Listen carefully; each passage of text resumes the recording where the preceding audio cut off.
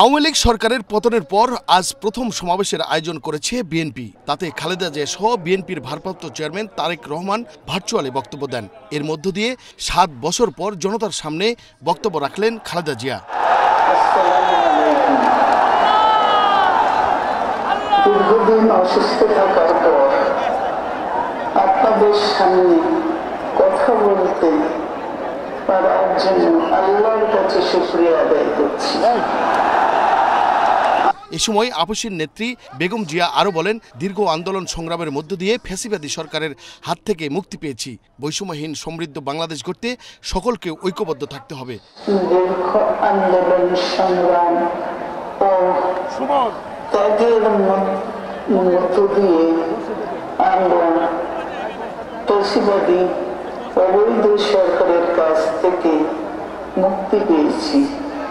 আমি আন্তরিক ধন্যবাদ জানাতে চাই আমাদের বীর সন্তানদের, যারা মরণপণ সংগ্রাম করে এই অসম্ভবকে সম্ভব করেছে। শত শত শহীদদের জানাই শ্রদ্ধা। এই বিজয় আমাদের নতুন সম্ভাবনা নিয়ে এসেছে। তিনি আরও বলেন, প্রতিশোধ প্রতিহিংসা নয়, আসুন ভালোবাসা আর শান্তির বাংলাদেশ গড়ে তুলি। এখন সমৃদ্ধ বাংলাদেশ নির্মাণ করতে তারুণ্যের হাত শক্তিশালী করি। দীর্ঘদিনের নজিরবিহীন দুর্নীতি,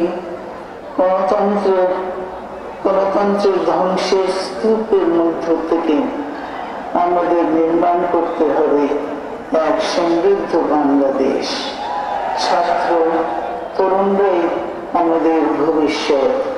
তারা তরুণরা এই যে স্বপ্ন নিয়ে বুকের রক্ত ঢেলে দিয়েছে, সেই স্বপ্ন বাস্তবায়নে করতে মেধা, যোগ্যতা, জ্ঞান ভিত্তিক গণতান্ত্রিক বাংলাদেশ গড়ে তুলতে হবে।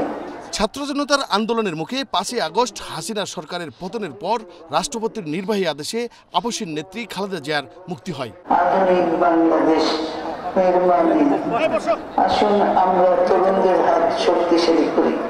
ধ্বংস নয়, প্রতিশোধ নয়, প্রতিহিংসা নয়, ভালোবাসা, শান্তি ও জ্ঞান ভিত্তিক সমাজ গড়ে তুলি। মন্ডলের নাম, এশিয়ান টেলিভিশন, ঢাকা।